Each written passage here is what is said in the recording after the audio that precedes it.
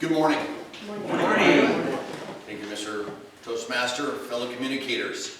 There are very few things in life that I get excited about, and one of them is talking about fear. Fear not. Fear, Tony Robbins said it best, false evidence appearing real. It's mentioned in the Bible over 600 times. Fear not.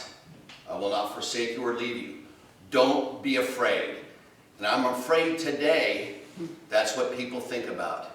You turn on the news, and it's fear this, and fear that, and fear that. Realize fear is the greatest tool that's used against you. It's the simple thing that somebody plants and stops you from going forward and moving back. It's the fear that stops you from not living your fulfilled life. Reflect a little bit when the time that you were afraid. It may start off in grade school. That bully, that girl or that boy that you want to ask out. That first time you have to ask somebody to dance with you. Fear, false evidence appearing real. I reflect back when I opened my business, 1994. Worst economy, they said, in 30 years. I said I get 6 months free rent, 50 cents a square foot. My dad sends me the book called Bankruptcy 1995. Wait, I'm telling you right now, I look back, stop the fear. Faith. Faith in the Lord, yes, but faith in yourself. You don't have to know everything right off the bat. When I signed my lease agreement, I didn't realize it would take me 9 months from the day I signed it to the day I turned the open sign on and got my occupancy rating. I never did a building permit. I never did a business plan, but I had faith in myself that my idea was right when nobody thought it was a good idea. I had the ability in myself to show up and do the hard work. Fear not. Faith in yourself and hard work. It's interesting. We go into a society today where people don't talk about hard work. We talk about balance of life, life balance. We talk about a 4-day work week. There's a good book out there, and I believe it correctly with the title called Outliers. It's 10,000 hours. Makes you an expert, they say, in your field. That's roughly about 4.5 years of work. How do you accelerate that process? So I read that book about a decade ago, and so every industry I got into in the world of sales, whether it be the mattress firm company, Mercedes-Benz, or RVs, how do I accelerate that? I just work a little bit more. I was in a job interview about a year ago when a guy says, "You've worked 80 hours a week, how do you explain that?" I said, "Well, our business was open 8 to 8, 6 days a week. There's 72 hours. Sundays 9 to 6. There's another 9 hours.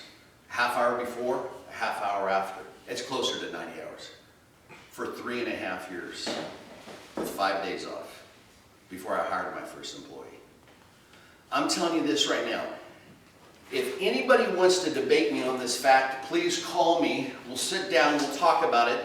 Then we're going to take an IQ test, and I'm going to tell you that you probably have a better IQ than I. But I proved my point. I was never afraid.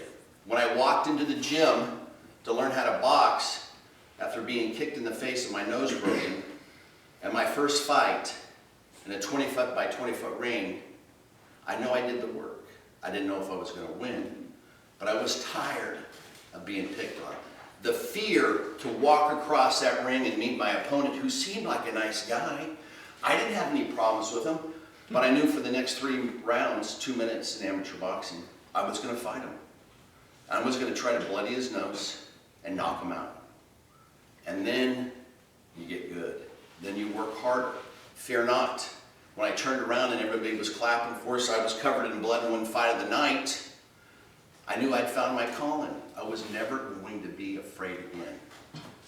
So whether it's overcoming an objection, doing something you've never done, stop the fear. And like I said before, this may not be for you in this room, but when somebody comes to you and asks you about a goal or dream or a vision, don't rain on their parade. Dig deeper to find out what you can do to help them out. Let them live their lives. Parents are the worst at telling their kids don't do stuff. Don't do that.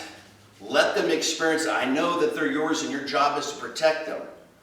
But let them experience life. Look back on what you did without your folks knowing.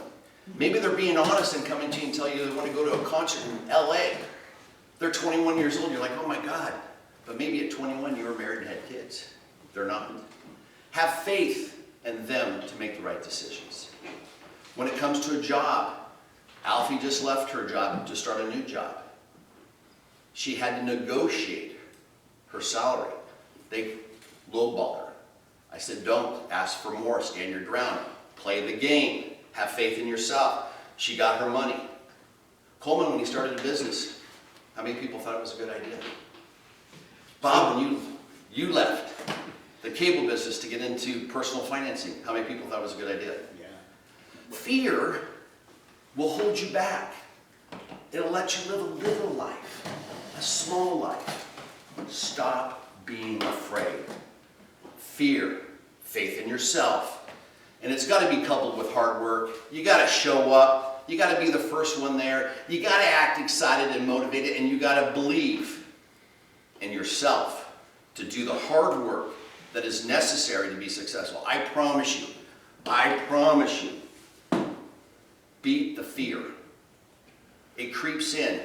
There's one more thing I want to add. When you start to have fear, now I'm not saying the fear of feeling fearful about doing something, but the fear of achieving something, you start to hyperventilate, your breath gets short. If you stop and you breathe in fully, it'll turn from anxiety to thrill. It's a physiological change in your body that when you breathe, when you find yourself getting nervous, let it out. You'll be surprised how your body will change. I can tell you this. There's one thing I want to put on my headstone. It's fear not. You are not meant to live a life of fear.